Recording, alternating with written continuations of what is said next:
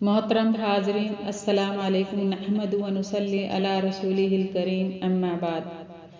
میرے بھائیوں اور میری بہنوں اور میری ماؤں، میں آپ کو قرآن کے بارے میں کچھ سمجھانا چاہتی ہوں جو ہمارے ذہنوں میں یہ غلط خیال بیٹھا پڑا ہے اور بیٹھا دیا گیا ہے، اس کے بارے میں آپ کو بتاؤں گی۔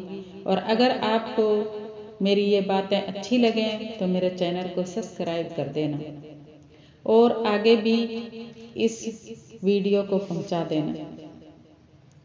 ایک غلط خیال، جو یہ غلط خیال ہمارے ذہن میں بیٹھا ہوا ہے، سوال یہ ہے کہ کیا قرآن کریم کے نزول کے یہ تمام مقاصد اس کے بغیر سمجھے پڑھنے سے پورے ہو سکتے ہیں؟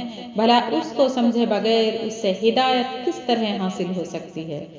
حیرت اور افسوس کی بات یہ ہے کہ مسلمانوں کے ایک بڑے طبقے میں یہ غلط خیال پیدا کر دیا گیا ہے کہ عام مسلمانوں کو صرف قرآن کے الفاظ کی تلاوت پر اکتفا کرنا چاہیے۔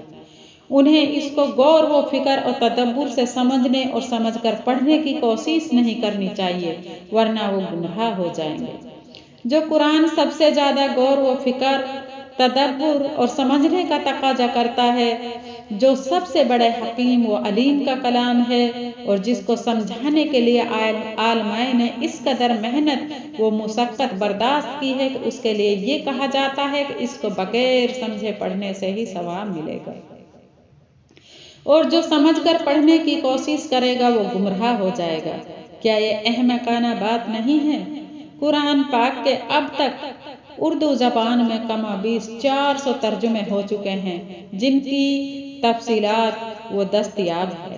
ہمارے علماء نے عوام کے لیے جو عربی نہیں جانتے یہ آسانی فراہم کر دی ہے، تو پھر سمجھ کر نہ پڑھنے کا اجر کیا احمقانہ اجر نہیں ہے؟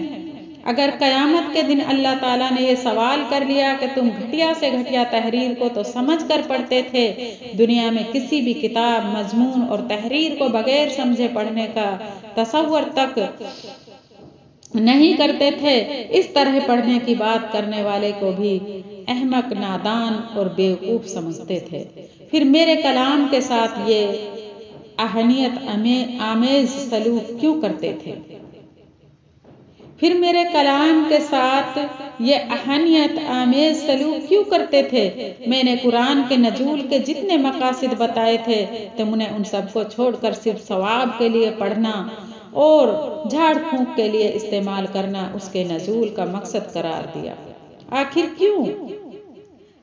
کیوں؟ میری کس آیت سے اور میرے رسول صلی اللہ علیہ وسلم کی کس حدیث سے تم نے یہ نتیجہ اخذ کیا کہ یہ صرف بغیر سمجھے ہی پڑھنے کے لیے ہے، اور جو سمجھ کر پڑھے گا وہ گمراہ ہو جائے گا؟